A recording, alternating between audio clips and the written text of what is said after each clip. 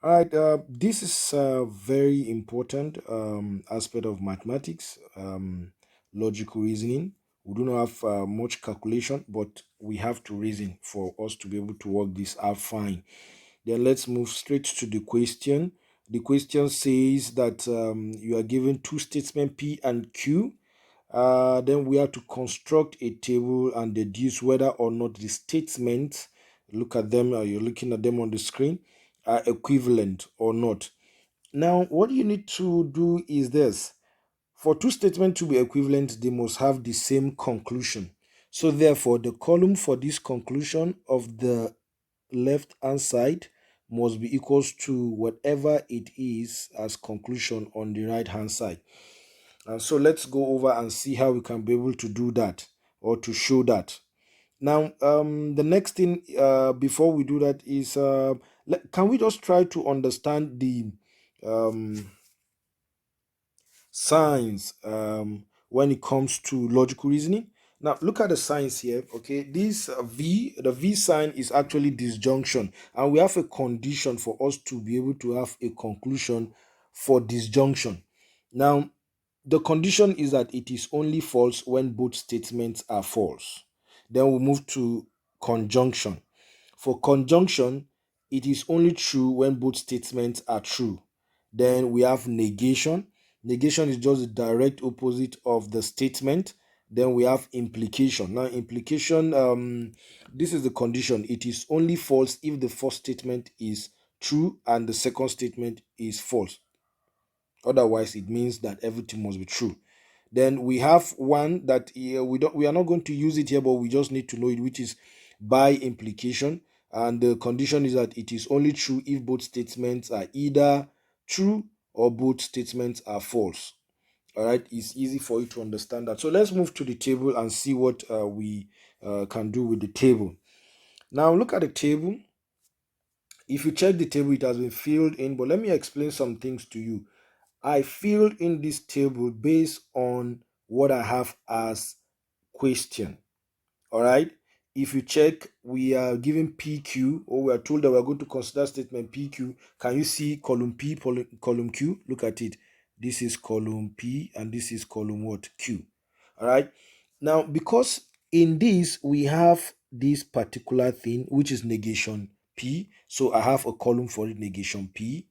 Then if you check, we'll still have this, okay, which is P disjunction Q. And of course, can you see it now in the column? All right, so that's exactly how I feel in this. Okay, I feel it based on what I've been given. So let's go on now. Now, normally you see in any given question, P and Q are like constant, or that is exactly what we used to always test. We have P to be true, true, then false, false. Then Q is true, false, true, false. You know, most times you'll be given this, okay. But if you are not given, just take note of what I just said now. Now let's go. Let's move straight to the next thing, which is negation P. Negation P, like just as we said, is the direct opposite. So therefore, when P is true, of course, this is going to be what? False. Then we have false. This false becomes true here, and the negation of false is true. So we are done with that. Then look at disjunction. It is only false when both statements are false. So let's come to this place. Here we have true, true. So of course it's going to be true. True, false is going to be true. True, false, true is going to be true. But when it is false, false, that is both statements are false, then it's going to be false. So we are done with that. Then the next thing is negation of that. Okay, negation of the column we just finished now. Of course, since we know what negation is, this becomes false, and this is false, this is false, and this is true. So we're done with that. Then let's move to the next thing. Now, in this next thing, we are now introduced to conjunction, and in conjunction it says that it is only true when both statements are true. So look at, we are going to be dealing with this column and this column, and of course you have to take note of the order, first and second. Okay, the first is P conjunction Q. So let's take note of that. Okay. So true, false. Remember this. Remember, you say it is only true when both statements are true. Of course, good. So true, false, of course, is going to be false. All right. Then true, false again is going to be false. True, true is going to be true. False, true is going to be false. So we are done with that. We've gotten that.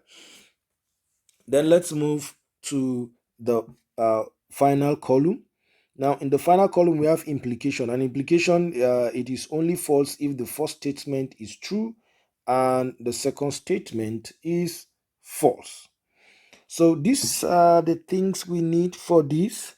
We need this column and we need this column. And the order is that this one is first, this one is first, and this one is second, and this is second. So can we now move ahead and look at what we're going to be doing?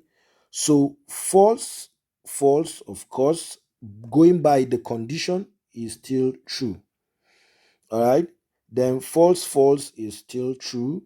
Then false, true is still true. Then true, true is still true. Why? Because it can only be false if the first one is true and the second is false, which we have this. Now, in conclusion, if you check this column is never equals to this column. Hence, we are going to conclude that they are not equivalent. Okay, or better still, you just say this, okay,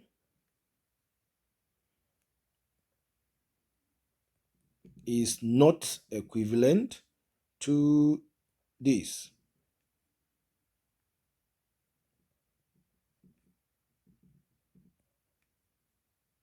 So you are done with that. Okay, and it's actually a very simple math. Now remember, let me just give you this. Can you see that the last column is all true? Now take note of this note. When conclusion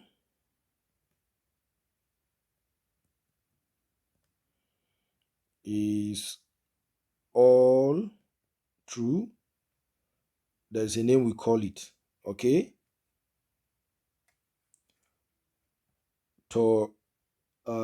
Tautology. Now, when conclusion is all false, we call it contradiction, okay? So take note, because sometimes you might be asked to show that a particular statement is a contradiction or tautology.